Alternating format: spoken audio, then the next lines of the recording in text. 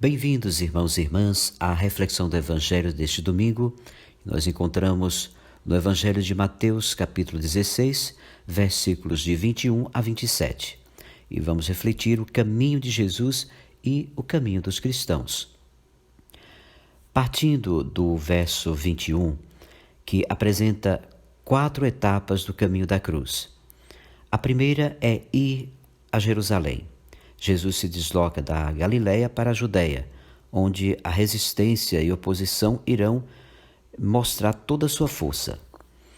A segunda etapa, a gente percebe aqui, é a etapa do sofrimento, causado pelos anciãos, sumos sacerdotes e doutores da lei.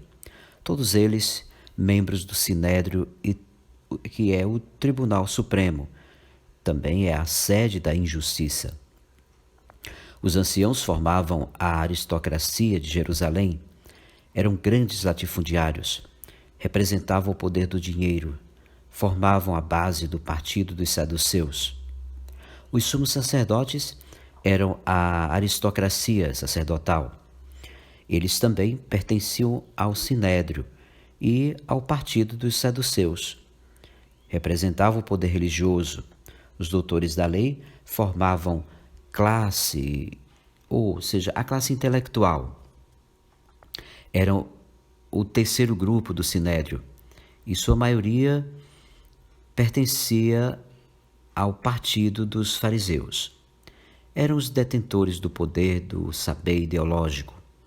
São os donos da verdade e formadores de opinião pública. Aqui podemos perceber que, de certo modo, apresentam o poder judiciário, pode ser chamado assim.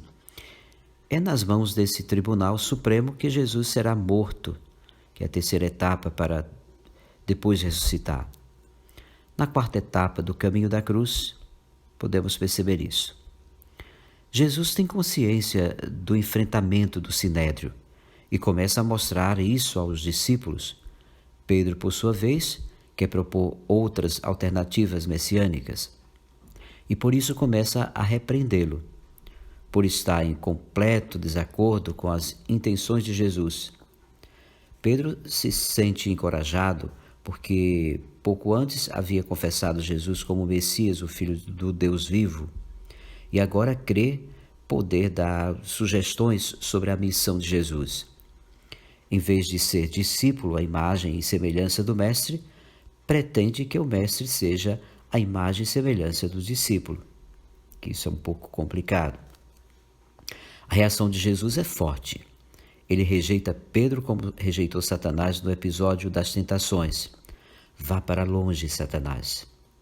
As palavras de Pedro reproduzem a terceira tentação de Jesus lá no deserto.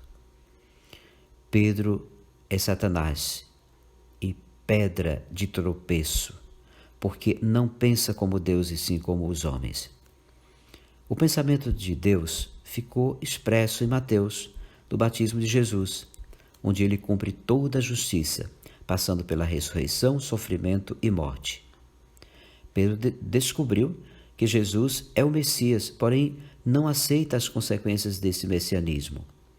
Quer que Jesus seja feito à imagem e semelhança de seus caprichos. O que vem a seguir mostra que Jesus não é como a gente quer. Ao contrário, quer que nós sejamos como Ele é. Nos versos 24 até o 27, contém o apelo de Jesus à comunidade dos seguidores, que mostra as condições para o seguimento. Seguir a Jesus é adesão pessoal. Se alguém quiser, siga-me. Tome a sua cruz e siga-me. Que implica renúncia, aceitação e compromisso. O destino do discípulo não pode ser diferente do de Jesus. Para estar com ele, são exigidas 2 condições: renunciar a si mesmo e tomar a própria cruz. Renunciar a si mesmo é deixar de lado toda a ambição pessoal. O carregar a cruz, ou a própria cruz, é enfrentar com as mesmas disposições de Jesus o sofrimento, perseguição e morte por causa da justiça que provoca o seguimento do reino. Não devemos esquecer que a cruz era a pena capital para os subversivos políticos daquele tempo. É a última bem-aventurança, a dos perseguidos por causa da justiça. Ser discípulo de Jesus, portanto, é reviver a síntese das bem-aventuranças. Os discípulos tinham uma concepção errada do messianismo de Jesus e do modo de ser discípulo dele. Jesus vai ao encontro da cruz para depois voltar em sua glória.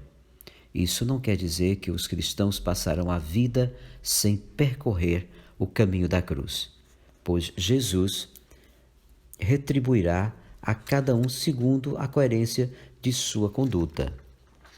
Nós podemos desconfiar de uma igreja que não conhece o martírio, porque o caminho dos cristãos não é diferente do caminho de Jesus.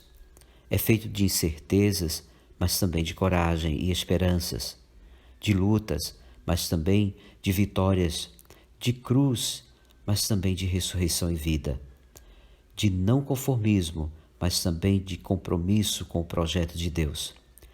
Disso nos fala o profeta Jeremias, Jesus e São Paulo,